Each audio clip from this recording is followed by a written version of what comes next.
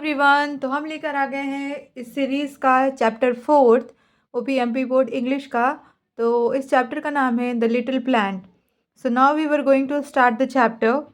In the heart of a seed, यानी कि seed के दिल में, बरीब डीप सो डीप, यानी ये जो सीड है ये इसका हार्ट कंसीडर करा गया है और इसके अंदर गहराई गहराई में, मतलब बहुत ज़्यादा अंदर, इस सीड के बहुत ज़्यादा अंदर, मतलब ये जो सीड है इसका ये हार्ट कंसीडर किया गया है और इसके बहुत ज़्यादा अंदर अ डियर लिटिल प्लांट ले फास्ट एस्लीप, यानी कि एक छोटू सा बेबी प्लांट है जो सो रहा है। वेक्स एट द सनशाइन, यानी कि जब भी हम ये सीड को सॉइल में लगाते हैं, तो जब भी हम, होता है ना कि आप कभी होता है कि प्लांट लगाते हैं उससे पहले हम उसका सीड लगाते हैं, फिर उसके बाद उसमें पानी डालते हैं, मिट्टी डालते हैं और सनशाइन से फिर वो धीरे धीरे एक छोटा सा प्लांट आता है बाहर। इस तरीके से होता है ना सारा प्रोसेस जब भी हम एक सीड जर्मिनेट करते हैं। सो वो चीज़ को इस पोएम में डिस्क्राइब किया गया है। वेक्स एट द सनशाइन, यानी सनशाइन कह रही उठो छोटे plant, and creep to the light, यानी कि लाइट की ओर बढ़ो। क्रीप करना होता है यानी कि बढ़ना होता है, नीचे नीचे रेंगना।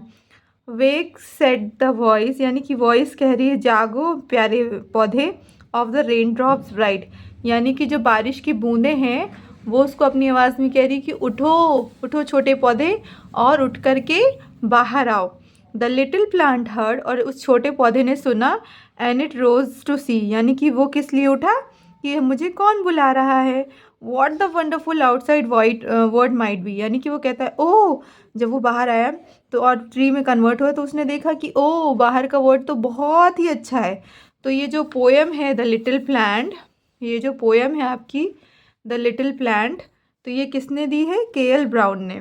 सो moral of the story is के nature is the art of God, यानी कि जो हमारी प्रकृति है ये पूरी क्या है?